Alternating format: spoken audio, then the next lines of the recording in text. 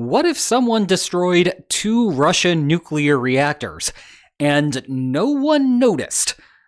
Well, that may be the situation that we are currently looking at, leading to a whodunit best suited for Benoit Blanc. The country with the most motive seemingly lacked the ability to conduct the attack. The country with the greatest ability to conduct the attack was the victim of the attack, and we do not know for sure that anyone else had the ability to conduct the attack, and none of them had the disposition to strike the victim anyway. Well, time to get our knives out and get to the bottom of this. Let me walk you through all of the details, because the case is indeed as crazy as it sounds. Flashback to August 2024. Ukraine played the good old-fashioned Uno reverse card and invaded Kursk. Kursk being a part of internationally recognized Russia, you would think that Russian regulars would be activated to defend the region. But no. Those would-be defenders were conscripts, meaning that they did not volunteer to give their lives for the broader Ukraine war effort.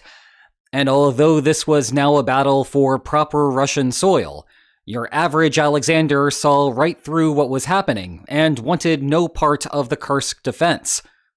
The Kremlin, not wanting to see protests on the streets, obliged. But that came with its own dilemma. Putin did not want to slow the progress that Russian troops were seeing in eastern Ukraine, and rerouting all of those soldiers up north would almost certainly lead to that result. Consequently, Putin did what anyone else would do in this situation. He called North Korea for help. Perhaps 12,000 North Korean troops traveled to Kursk to take part in its defense. Meanwhile, in a seemingly completely unrelated situation, the Russian heavy lift ship MV Ursa Major departed St. Petersburg on December 11th. Trust me for a minute, because this story will eventually loop back to North Korea. On board were 2 massive hatches intended for a Project 10510 icebreaker, paired with a couple of cranes to remove them. The Ursa Major planned to drop them all off in Vladivostok, using the Suez Canal as a shortcut. However, on December 22nd, while the Ursa Major was in the international waters of the Mediterranean Sea, just between Spain and Algeria, it suddenly stopped moving. The next day, it sank. 2 crew members died. At the time, reports indicated that an explosion in the Ursa Major's engine room doomed the ship. Now, the Ursa Major was under sanction at the time, as a part of Russia's broader shadow fleet, and Ukraine certainly enjoyed taking potshots at Russia. But it was a little much to think that Kyiv had gotten access to the engine room of a Russian ship, seemingly disconnected from the rest of the war effort. And so the story faded into relative obscurity. The Kremlin complained to anyone who would listen, but no one really cared, at least not publicly. However, for the past year, Spain's government has been investigating the nature of the incident.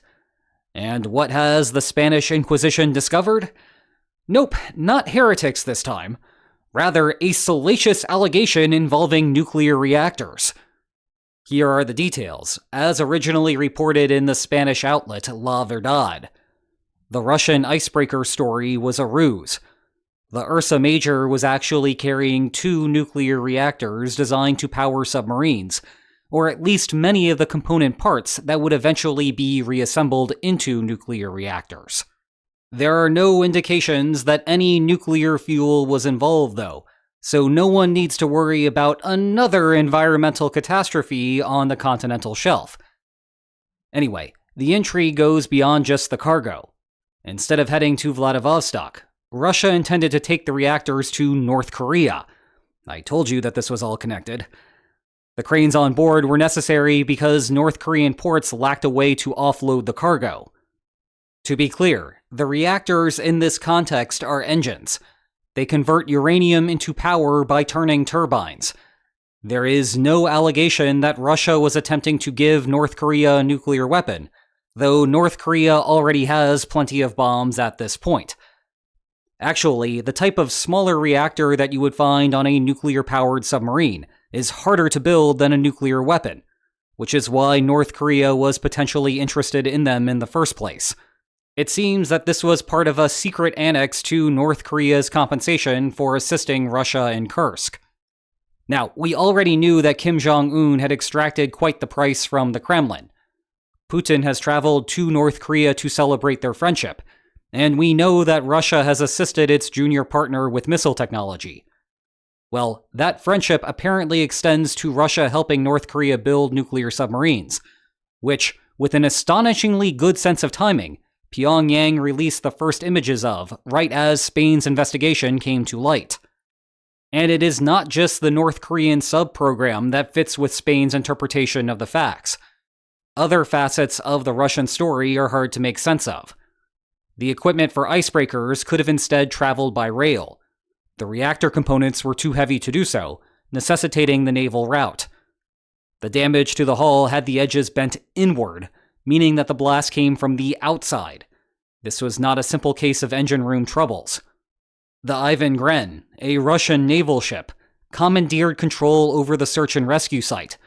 Odd if the Ursa Major was only transporting civilian goods. It also fired multiple flares around the sinking ship, as if to obscure Spanish intelligence collection efforts. At the time of the sinking, seismographs collected data consistent with large explosions around the site, as if Russia wanted to blast away any lingering evidence. The Yantar, a Russian intelligence ship, arrived in early January. It is capable of deploying deep-diving submarines, as if Russia wanted to verify that no evidence remained on the seabed. And that raises the billion-dollar question. If Spain's interpretation of the facts is correct, who did it? Well, the obvious starting point would be Ukraine. It was a Russian vessel, after all, and Ukraine is at war with, checks notes, Russia. Moreover, Ukraine had previously shown an interest in these types of attacks, with the Nord Stream sabotage now widely being believed to have Ukraine's fingerprints. Now, Ukraine may have evaded scrutiny at the time of the Ursa Major sinking, because it might not have seemed plausible in that moment, despite the difficulty of the Nord Stream sabotage, and despite Ukraine having plenty of motive.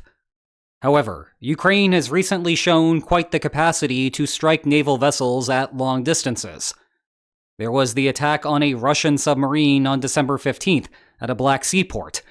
Plus, Ukraine has struck a bunch of tankers sailing in the Black Sea, some other vessels and an oil rig on the Caspian Sea, as well as a random tanker off the coast of Senegal. Oh, and I forgot about this one. They actually struck another ship on the Mediterranean. Still, it would be weird if Ukraine had developed the technology and global network to commit these attacks back at the end of 2024, and yet went almost a year before actually taking action again. Moreover, the La Verdad article contains this spicy nugget. The Ursa Major's captain testified about the damage, and his description is inconsistent with a conventional torpedo. But it is consistent with a super captivating torpedo. Y además si hablo español muy bien. My Spanish language skills aside, this does raise the question of what the heck is a super captivating torpedo anyway? Well, join me in learning a cool science lesson for the day. Conventional torpedoes normally swim through the water like anything else. Water, as a liquid, adds drag to the equation, thus limiting the speed of a torpedo. A super captivating torpedo, by contrast, uses a pointed tip to create a low-pressure area around the torpedo. Thanks to the magic of thermodynamics, that vaporizes the water into a gas. Sometimes the torpedo itself may inject further gas around it. Either way, this creates a bubble that the torpedo effectively flies through. The air bubble creates less drag, which means that the torpedo can move much, much faster. In fact, they can move so fast that they can destroy ships with pure ramming speed, rather than needing to have an explosive attached to them. The thing about super captivating torpedoes, though, is that not many countries have them. Russia certainly does. Iran probably does, having reversed engineered them from the Soviet design. Germany, the United States, China, and South Korea have also been fiddling around with them. Note that Ukraine is not one of the countries that I just mentioned. Of course, Ukraine has sophisticated weapons designers, so we cannot rule out Kyiv offhand. But it would be strange that in the middle of a land-based war, Ukraine suddenly decided to invest untold bundles of cash into the fanciest of torpedo systems. That still does not preclude Ukraine in the operation overall. Even if Ukraine did not conduct this strike, Ukraine is trying the best it can to have its intelligence organizations penetrate inside of Russia. Perhaps Ukraine learned of what was happening and informed someone else, and then that someone else took action. South Korea is an interesting option, because Seoul has a vested interest in stopping North Korea from developing nuclear submarines. Perhaps Ukraine fed South Korea the information, or South Korean intelligence learned of the plot on its own, and then took countermeasures. But then you would wonder why South Korea did it here, and not here, or anywhere else closer to the Korean peninsula. South Korea operates submarines, of course, but they are not intended to travel that far out. Seoul has enough security problems at home that it tailors its navy exclusively for those threats. It is not like the United States Navy, which is seemingly everywhere at all times. Speaking of the United States, it as a possible suspect also adds intrigue. Remember that this was December of 2024, meaning that Joe Biden was still president. However, Biden took great pains to reduce escalation dynamics seemingly every place that he could find. It was not until after he lost the election that he gave Ukraine the green light to conduct some longer-range strikes.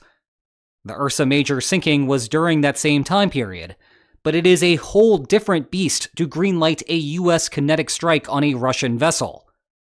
Germany was in a similar boat, if you will pardon my figure of speech.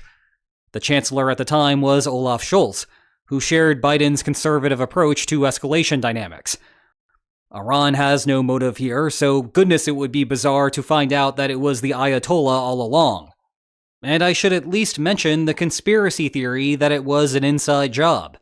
Perhaps Russia did not want to actually give North Korea the reactors, and so it had to find a creative solution to the problem. The idea is not entirely far-fetched. Patron states do not always want their protege states to have free rein, as the protege may then start taking actions that the patron does not support. That fact also opens up the possibility that China may have played a role here, wanting to keep North Korea under its thumb. It would also play on intra-coalition politics by ensuring that Pyongyang remains dependent on Beijing, not Moscow. But again, we are branching off into the realm of conspiracy theories.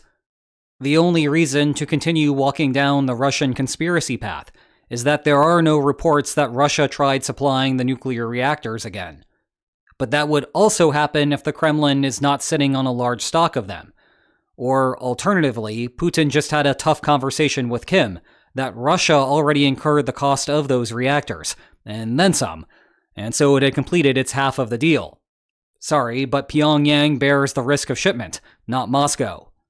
One thing worth noting is that the La Verdad report only cites the captain's testimony as the basis for the super captivating speculation.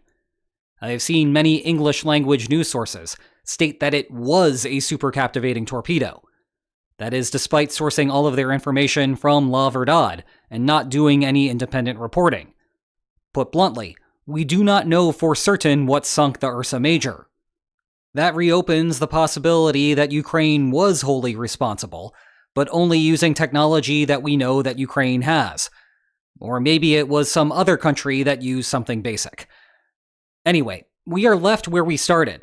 The most likely candidate did not have the ability to conduct the attack as best understood. The country that definitely had the ability to conduct the attack as best understood was the victim of the attack, and everyone else that may possibly have had the ability to conduct the attack was not the type of actor to engage in such a bold operation. So we just do not know. One thing that we all know, however, is how this video is going to end, with these two fantastic books about the war. Check the video description for more information about them. And if you enjoyed today's video, then please like, share, and subscribe, and I will see you next time. Take care.